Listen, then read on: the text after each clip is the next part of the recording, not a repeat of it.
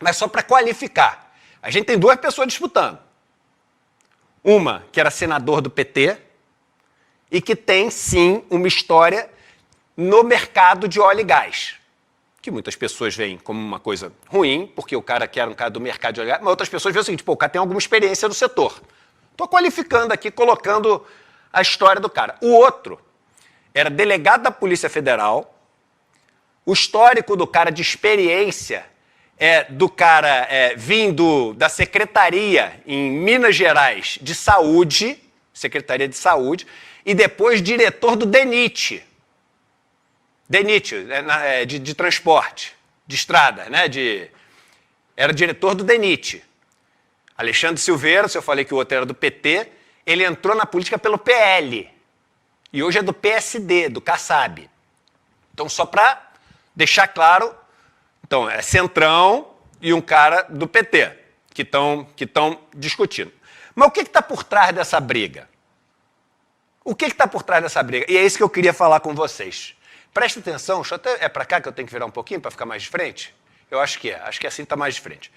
Você tem no processo, isso é muito importante a gente ter na cabeça, no processo de produção de uma coisa, tá?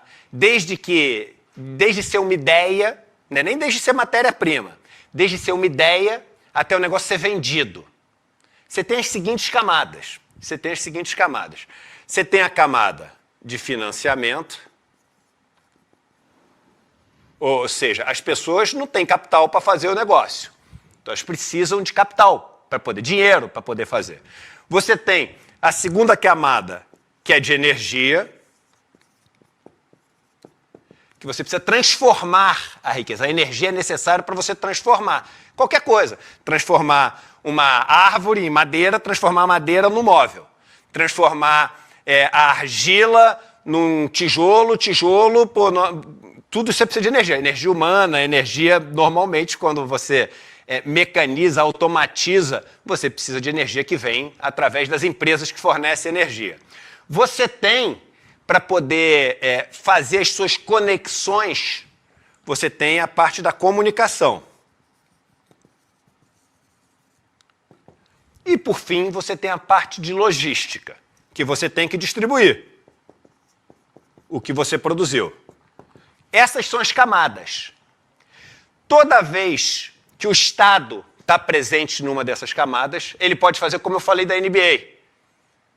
O Estado pode forçar competitividade.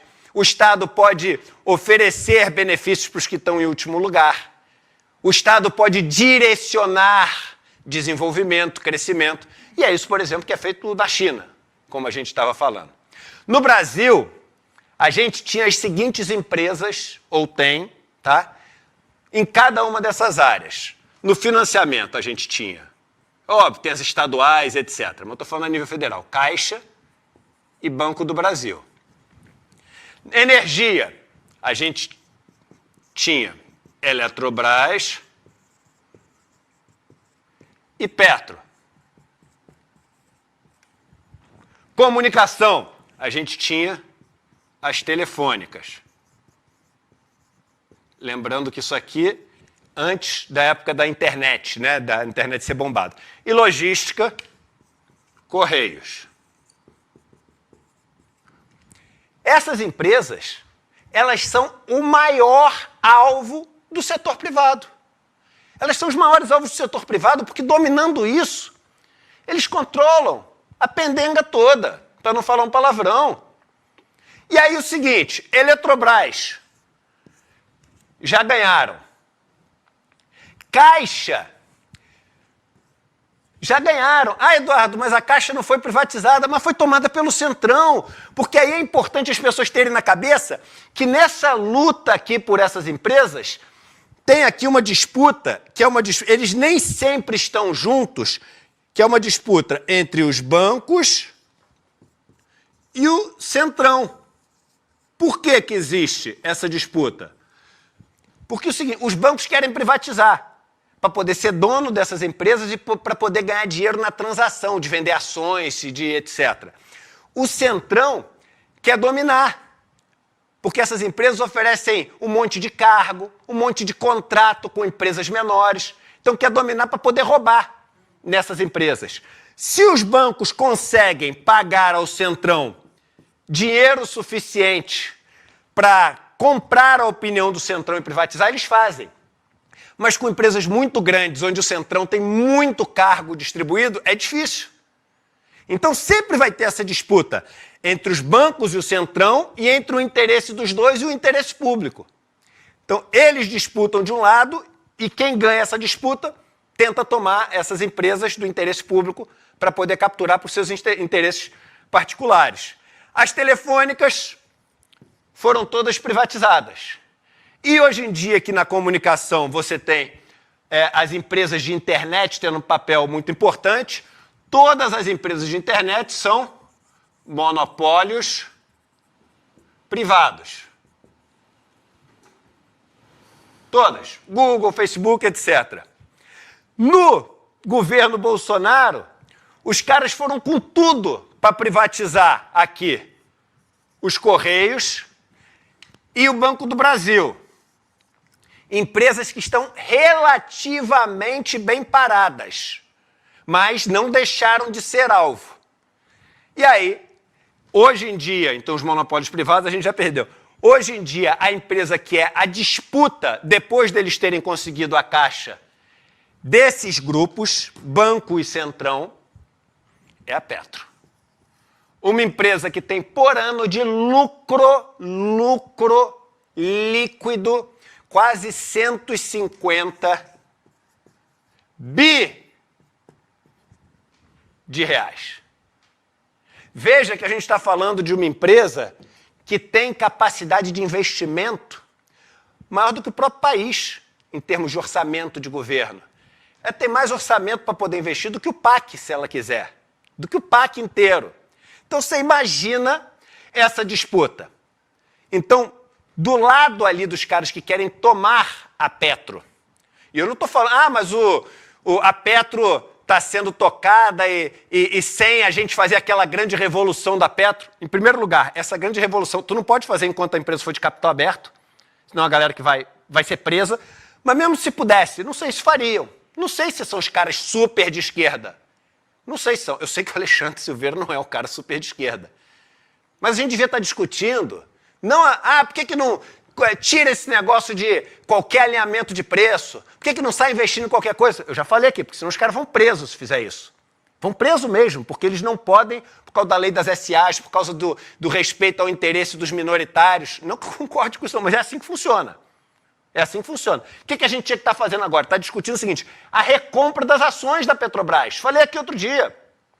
Porque a dívida da Petrobras, ela é captada a 7%. Ou seja, você pega dinheiro emprestado a 7%.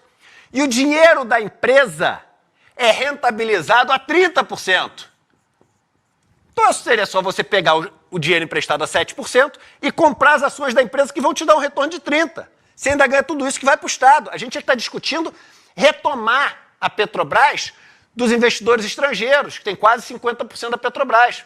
Mas não, o que está sendo disputado aqui é uma empresa que tem capacidade de investimento maior do que o próprio governo, uma empresa que tem um lucro monstruoso e uma empresa que é estratégica, porque ela está nessa camada que é uma das 4 camadas importantes para esse processo de produção e para você dominar o mercado. E aí poder, dominando o mercado, explorar o consumidor, explorar o trabalhador, porque você explora todo mundo. O trabalhador porque ele não tem para onde ir, porque você vira monopólio. Então você paga o salário que você quiser. O consumidor porque só tem você para vender. Os contratos porque ninguém consegue fornecer, só você. Então tu explora o governo também. É por isso que existe essa disputa. Então o que está aqui em disputa na Petro é essa briga. Agora, é o fulano, não é fulano, o mercadante recebeu, não recebeu, sondagem, mas não recebeu convite, aí é outra discussão toda que é importantíssima, mas eu queria trazer para as pessoas estrategicamente o que está sendo disputado e por que está sendo tão disputado. E como a gente já perdeu essa aqui perdemos, Essa aqui quase perdemos, quase, e pode ter certeza que quando isso aqui estiver resolvido, vão vir para cima dos Correios. Não tenho dúvida que, além de tudo, tem a maior capilaridade no Brasil, junto com a Caixa Econômica, chega em tudo que é município, etc.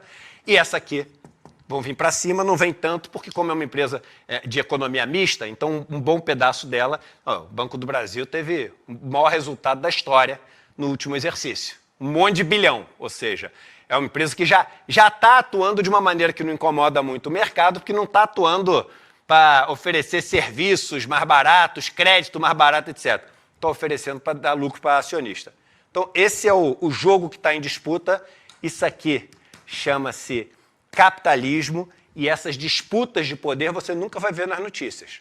Nas notícias o pessoal leva para o lado da fofoca, o lado da disputa pessoal, para parecer que é uma disputa pessoal, para parecer que é uma fofoca, para parecer que um é bom, o outro é ruim, para parecer que a escolha do presidente é a escolha do outro, escolha da esquerda, escolha da direita, escolha do sindicato, escolha do outro lado, quando por trás está o estrutural, o que as pessoas querem com toda essa disputa. E sempre os mesmos vencedores. Os vencedores que estão na lista da Forbes, os vencedores cujos filhos não são presos, quem lembra do filho do Ike Batista, por exemplo, que estava ligado ao setor de petróleo, o setor que domina todas as terras, o setor que domina os canais de mídia, o setor, enfim, que sequestra futuros e destrói a vida de milhões de pessoas.